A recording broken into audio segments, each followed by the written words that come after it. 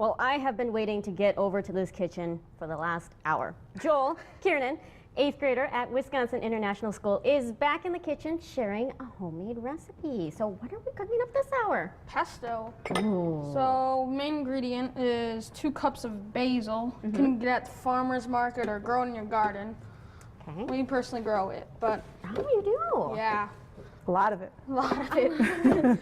And then some walnuts, or you can do pine nuts too. Okay. And then salt, Salt. some garlic, some extra virgin olive oil. Okay. Pine nuts are more traditional, but if you have a nut allergy in the family, you can leave them out. And actually, the French do that, and they call it pesto. And that's a great substitute for families that can't eat nuts. Yeah, okay. And then this is some Parmesan cheese. And that's really it. And then you put on the cover and grind away. Grind away. Grind away. Ah, smells so good. So now while Joel's doing this, Mom and Dad, you're here too. Joel's got this whole look going on, chef look. Does he cook a lot at home? He does. He really enjoys cooking at home. Yeah, and he's a good cook. Oh, His what favorite other- is cooking dessert, though. He's got a little bit of a sweet tooth, which, if you got to pick a hobby for a son or daughter to have, cooking is a pretty good one. Why not? What have been some of your favorite dishes that he's made? He makes really good bars, like a chocolate chip cookie bar that's really good. Okay. And the dumplings that we did in the earlier that he did in the earlier segment is always good. Last night when we were doing those, his little brother was like, "Can I eat all those?" We're like, "No, no, you can't." A couple Christmas ago, Joel asked for a cookbook, and we decided on Mastering French Cooking with Julia Child. And so a couple Saturdays later, he and Rose were in the kitchen cooking up a cassoulet and dessert. It was great. Yeah. Oh my goodness.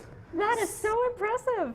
So with the pesto, we do lots of different things with the pesto. Joel, go ahead. One is stuffing them in mushroom caps. Oh. So you just take out the bottoms and And then just stuff pesto in them, really. Okay. And then you bake them for a little bit, like this.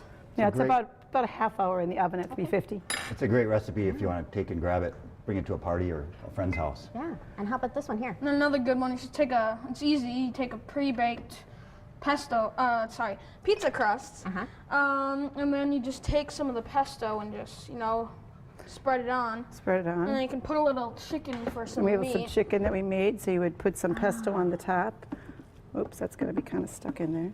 But yeah, so you get the idea. You put it on top, and then you put some chicken on, and then that's the finished product right there without the chicken. And then you garnish some cheese on top. Okay. Everybody loves using the cheese grater. That's Yeah. fun. And of course, there's pasta here. There's too. pasta, and you can put some of the pesto in the pasta and mix it up, and that's one of our favorite things to do because we freeze it, because this time of year, of course, to buy fresh basil is very expensive. Yeah. And so we have about 30 of these in our freezer.